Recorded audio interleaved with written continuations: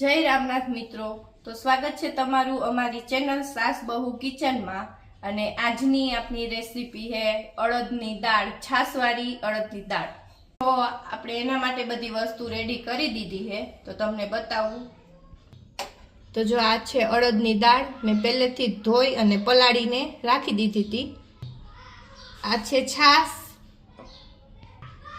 આ છે લીલું લસણ, આ ધાણા જીરું, અને આ મીઠું, આ છે હળદર, અને આ આદુ મરચાની પેસ્ટ જે મેં પહેલેથી જ રેડી કરીને રાખી દીધી છે।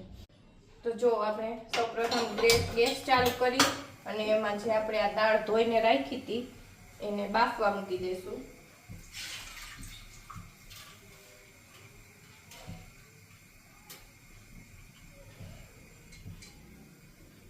એમાં આપણે જરૂર મુજબ પાણી નાખી બાફવા મૂકી દઈશું।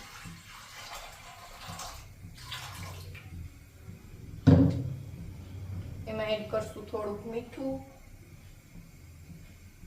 થોડુંક જ નાખવાનું, બની જાય પછી પણ નાખવાનું એટલે। અને હવે કુકર બંધ કરી દઈશું। તો હવે આપણે આ 3 થી 4 સીટી થાય ત્યાં સુધી એને બફાવા દેશું। બફાઈ જાય પછી આ તો જો આપણી દાળ બફાઈ ગઈ છે, હવે ચેક કરી લઈ થઈ ગઈ કે નહીં।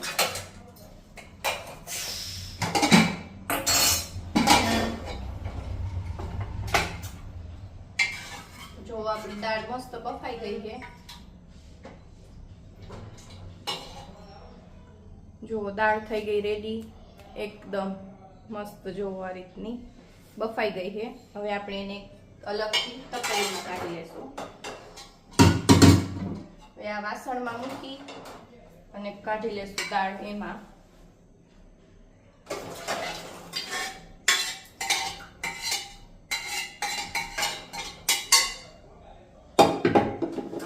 ગેસ ચાલુ કરી દઈશું।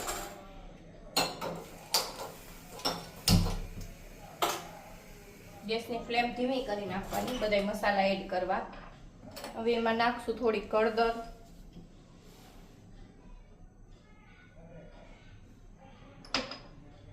થોડુંક ધાણા જીરું એડ કરશું, અડધી ચમચી જેટલું,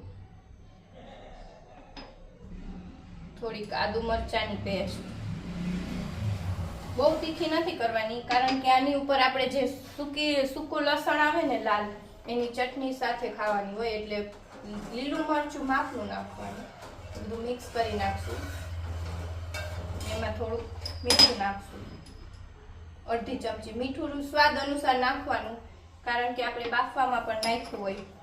અને હવે ઉપરથી લીલું લસણ નાખશું। અત્યારે શિયાળો હોય એટલે લીલું લસણ સારું લાગે।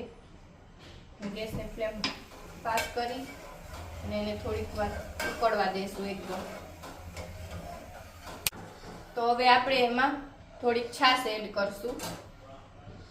આ 1 વાટકી જેટલી છાશ છે, બધી એડ નથી કરવાની, થોડીક જ નાખવાની, અડધી વાટકી જેટલી એમાં છાશ એડ કરશું।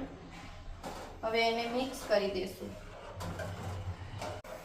તો હવે આપણે એને થોડીક વાર માટે ઉકળવા દઈશું, 2 થી 3 મિનિટ એને ઉકળવા દેવાની। જો બધું સરસ મિક્સ થઈ ગયું છે, હવે આને આપણે 2 થી 3 મિનિટ ઉકળવા દઈશું।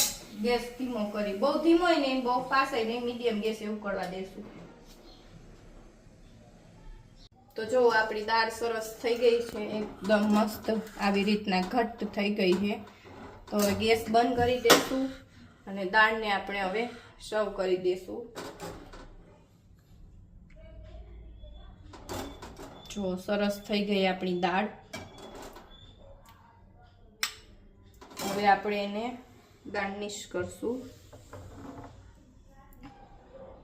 લીલા ધાણા અને આ લસણ, સૂકું લસણ આવે ને એની જે લાલ ચટણી આવે ને એ આ દાળમાં નાખવાની જ ફરજિયાત, કારણ કે આ ચટણી સાથે આ દાળ ખાવાની બહુ મજા આવે છે। અને જો આ ચટણીનો વિડીયો અમે નેક્સ્ટ વિડીયોમાં બતાવશું।